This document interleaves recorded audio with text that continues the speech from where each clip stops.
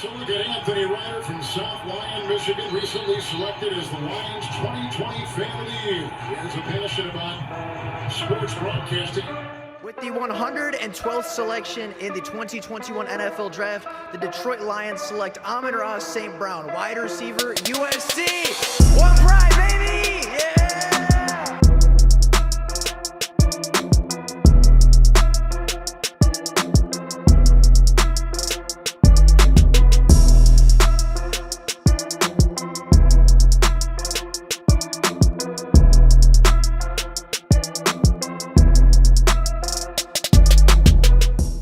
What is going on, everybody? Welcome back to another Detroit Lions video. The Detroit Lions are 4-1. They are in firm control of the NFC North with a clear path to the 2023 NFL playoffs. And with their schedule coming up, they have a really unique opportunity to not only be one of the best young teams in the NFL, but be one of the best teams in the NFL going into their bye week. They're currently 4-1. Next week, they play the Tampa Bay Buccaneers, who they're favored against, to put them potentially at 5-1. Then they go to Baltimore in a team that I think would be a very tough battle, but is certainly a winnable battle that could potentially put them at 6-1. And then they welcome the Vegas Raiders home on a long week. They go all the way to Monday Night Football, which they are likely to be favored against, putting them potentially at 7-1, if not 6-2, going into their Week 9 bye.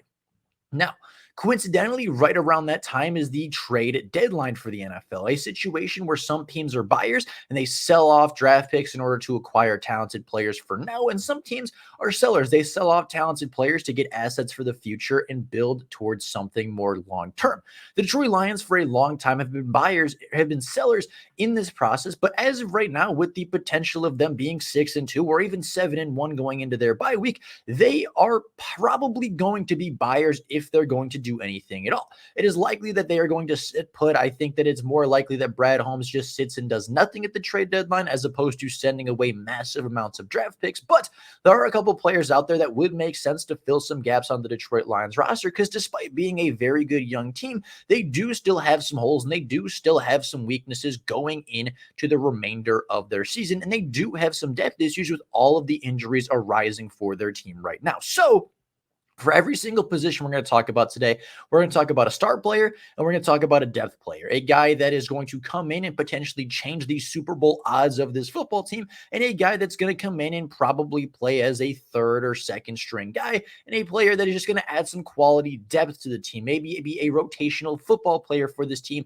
and help the team more in the background, but also costing significantly less resources. So the first player I want to talk about today is at the cornerback position, and obviously the superstar here is going to be Broncos superstar Patrick Surtain. The Denver Broncos are not very good. They are 1-4, and their only victory comes from the other 1-4 team in the NFL, that being the Chicago Bears. Neither team is very good. Denver was the better team on the day, so they got their first win, but they didn't look good for a majority of that game either. Realistically, they are a bottom 3 team in the NFL with a top 3 cornerback in the NFL, and it has come out and it has been said that the Denver Broncos are likely to be sellers at this year's trade deadline, and that nobody on the defensive side of the ball is off limits.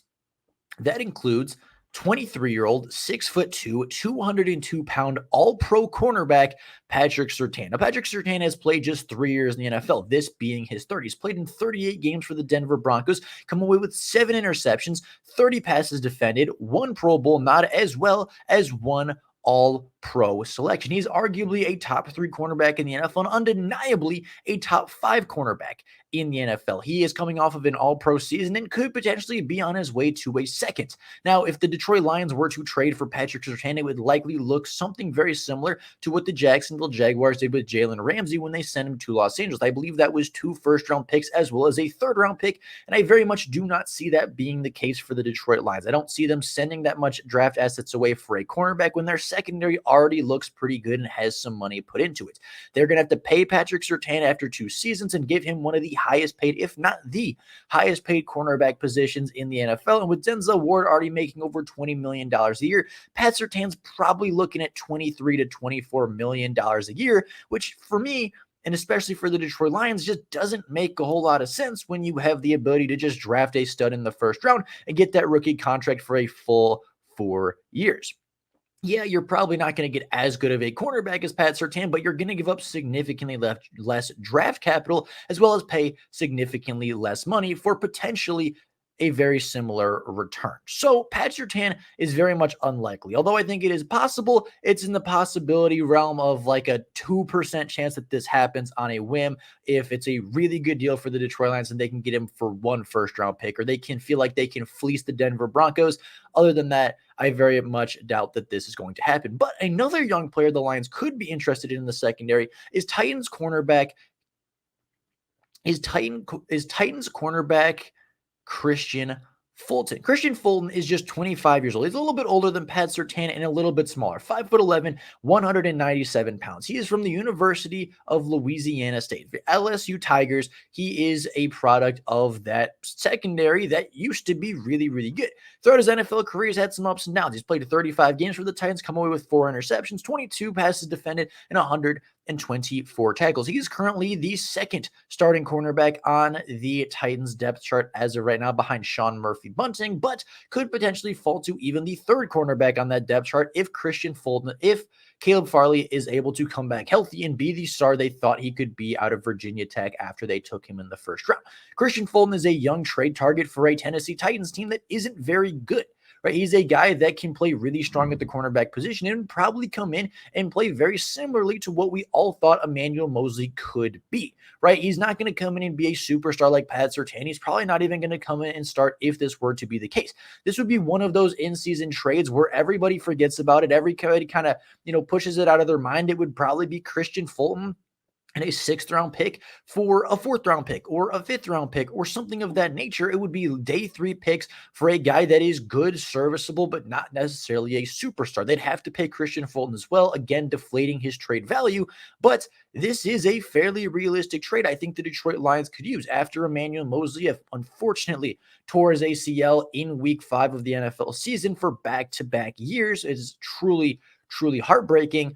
The Lions need cornerback depth, right? Their cornerback depth isn't very good. They're going to be relying on Jerry Jacobs and They're going to be relying on Jerry Jacobs and Cam Sutton to probably play 100% of the boundary snaps at cornerback. And if one of those guys gets hurt, you're relying on Chase Lucas. You're relying on Stephen Gilmore. And after that, you have nobody. We have 4 active cornerbacks on the roster right now. When Emmanuel Moseley goes on IR, the Lions will likely bring in somebody else, and that somebody else could be Christian Fulton, a good depth player, a good young player, and a guy that, if he had to be relied on, could potentially work out and turn into a starting caliber cornerback. Now, this is the only one I want to talk about today that is not going to be a trade, because I do think there is a young player on the free agency market that could make some sense for the Detroit Lions as well.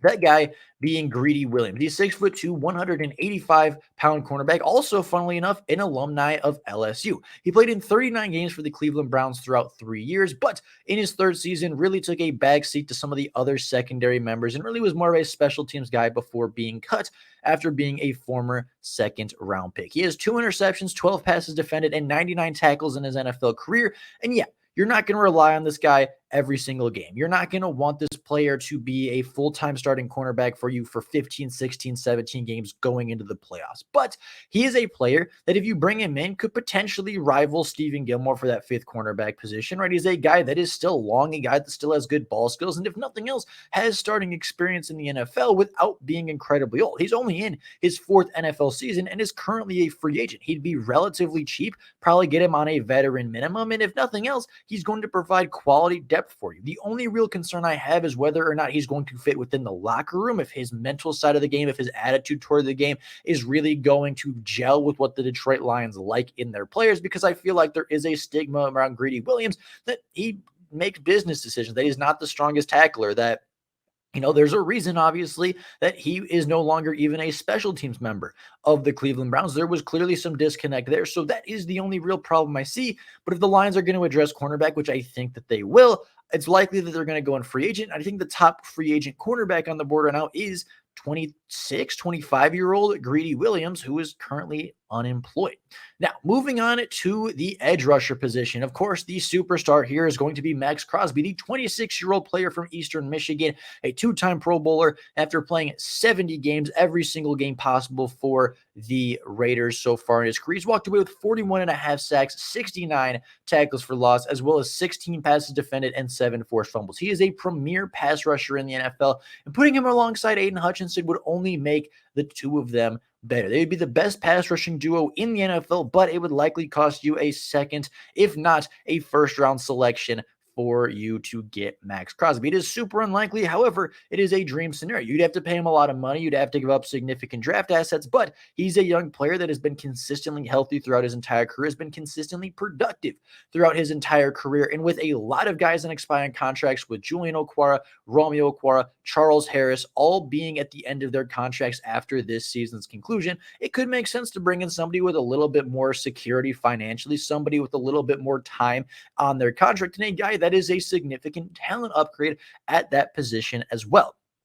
Now, again, this is going to go down with one of those Pat Surtain trades where it's like, yeah, it's not likely. I would be really shocked if Brad Holmes ever came out and traded away this team's future, a first-round pick, for a player that has already been in the NFL for 5+ years. But I think this is significantly more realistic because it's actually at a position of need where you could use a second superstar. He has a little bit more time on his contract, and he's been consistently healthy while being a little bit older and being in a position where he's publicly unhappy with the front office. All of those things could deflate his trade value, right? Either the Raiders can take on some of the cap space, or the Detroit Lions are going to get a better value off that pick. It's more likely, but again, I leave that around 10%. I highly doubt it's going to happen, but it is very possible for it to happen. The Detroit Lions could be very aggressive. We've never seen them in a position like this before at the trade deadline, so we really don't know how aggressive Brad Holmes is going to be.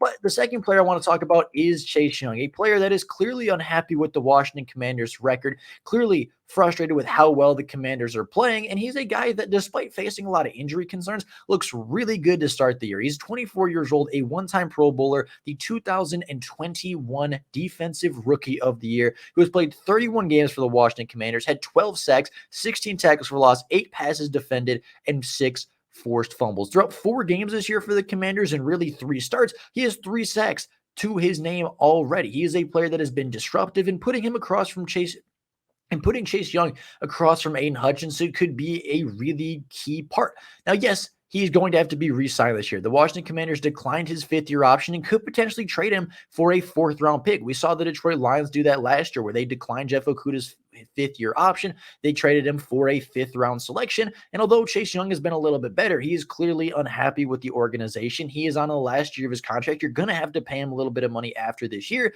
and the injury concerns are very much real. So all of those things considered, and kind of the fact that he only has 12 sacks throughout, at this point, 4 years of play, 3 and a bit years of play, and he hasn't been consistently healthy, I do think the 4th-round pick that we gave up for DeAndre Swift would be fair value. Maybe a 4th and a 5th, and you get a 5th-round pick back or some pick swap with that. But I do think that this is a more realistic trade. It would add depth. It would add talent. Even though it doesn't solve the long-term issues of your edge rushing group, it makes your edge rush significantly more talented. And then when James Houston comes back, you have 3 true edge rushers that you can trust to get to the quarterback on 3rd down. Put Chase Young on one side, put James Houston on the other, and put Aiden Hutchinson smack dab in the middle.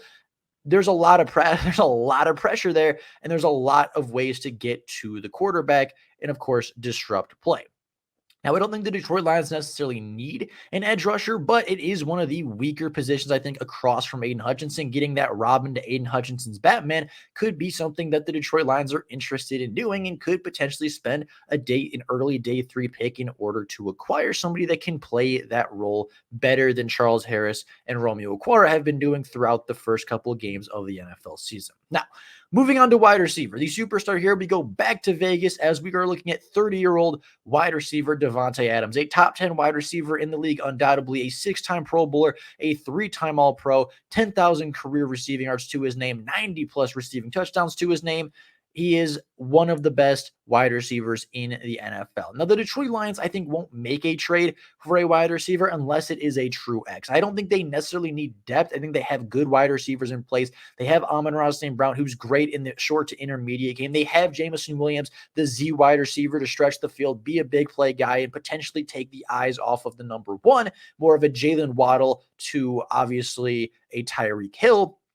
But the Detroit Lions are missing their Tyreek Hill. They're missing their number one wide receiver. They're missing an X. They're missing a guy that can do everything for you. And Devonte Adams can certainly do that for you. Now, being 30 years old and being incredibly expensive, again, deflates his trade value a little bit. But just 2 seasons ago, we saw him go for a first-round pick plus. So I doubt it's going to be a cheap expense for the Detroit Lions to go out and get him. Devonte Adams is still one of the top players in this league. He has shown week in and week out, even with Jimmy Garoppolo quarterback, he can still put up elite numbers. I think the Detroit Lions, if they really truly feel that they can compete this year, could potentially get Devonte Adams. It'll take a couple weeks to get a little bit of chemistry, but coming off the bye, let's say they made this trade after Tampa Bay, they would get 2 weeks and then they'd have an entire bye week. And that would give you about a month to build chemistry before going into the back half of your season versus arguably a more challenging stretch of your NFL year. Now, another player I think the Lions could be looking at, and is kind of a bigger name, kind of more of a star, but again, I don't think the Lions make a trade unless it is for a guy that can start for them and be an X for a while. It is going to be T. Higgins, a guy that's just 24 years old, really the number 2 option on the Cincinnati Bengals right now, off to a relatively slow start, at least to his comparisons to other seasons this year, but still a very talented player. 24 years old, 2 seasons of 1,000 plus receiving yards and 21 touchdowns, while averaging 13.9 yards per reception in his entire career. Now, that is deflated because of the slow start he's having in 2023, but I think that's more to do with Joe Burrow's ankle/calf/hamstring injury. I can't remember exactly what it is. His lower leg injury that's limiting his explosiveness more so than T. Higgins falling off or not being quite the same player that he is.